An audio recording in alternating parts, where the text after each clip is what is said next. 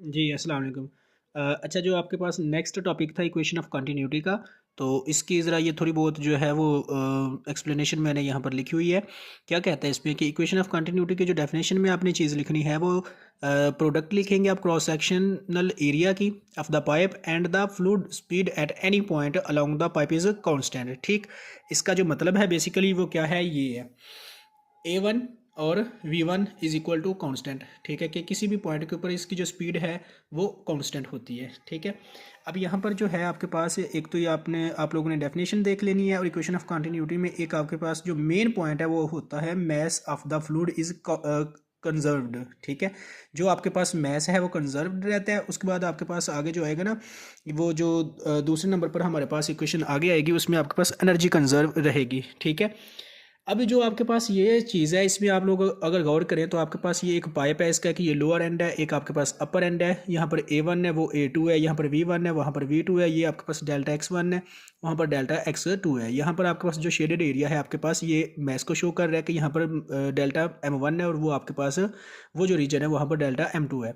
अब यहाँ पर जो आपके पास डेंसिटी होती है वो आपको पता है वो M/V होती है, तो M आपके पास रो V आ जाएगा। डेल्टा M1 अगर आप रखते हैं तो आपके पास रो 1 आ जाएगा। तो ये जो V है ये बेसिकली वॉल्यूम है, तो वॉल्यूम यहाँ पर किसके इक्वल है, एरिया इंटू कह लें कि लेंथ कह लें एक आपके पास ये जो डेल्टा X1 है। ठीक है, ये जो डिस्टेंस है, अगर डिस्टेंस को आप मल्टीप्लाई करते हैं एरिया के साथ तो आपके पास वॉल्यूम ही आता है। तो V की जगह पर आप लिख सकते हैं A1 डेल्टा X1। तो आपको पता है कि S जो है वो आपके पास किसके इक्वल होता है, VT के। ठीक है, ये आप लोगों ने फार्मूला छोटे होते पढ़ा था। अब यहाँ पर आपके पास जो डेल्टा एस की जगह पर आप डेल्टा X1 रख लें तो V1 आपके पास आ जाएगा, तो T की जगह पर डेल्टा T। इसको आपने पुट करना है क्वेश्चन नंबर 1 में, तो डेल्टा M1 की जो वैल्यू है वो क्या आ जाएगी, रो 1 A1 V1 डेल्टा T। ये आपके पास इक्वेशन नंबर ए हो जाएगी। देन आप अपर एंड के लिए भी सेम आप यही बनाएंगे, तो डेल्टा M2 आपके पास क्या आ जाएगा, P2 रो 2 A2 V2 डेल्टा T। तो चूंकि आपके पास यहाँ पर जो है mass of the fluid is conserved है, मैस जो है वो आपके पास इक्वल है डेल्टा M1 इक्वल है किसके, डेल्टा M2 के। तो आप लोगों ने ये दोनों इक्वेशंस को इक्वल रख देना है, इक्वेशन नंबर ए और इक्वेशन नंबर बी आप कह लें दूसरी को।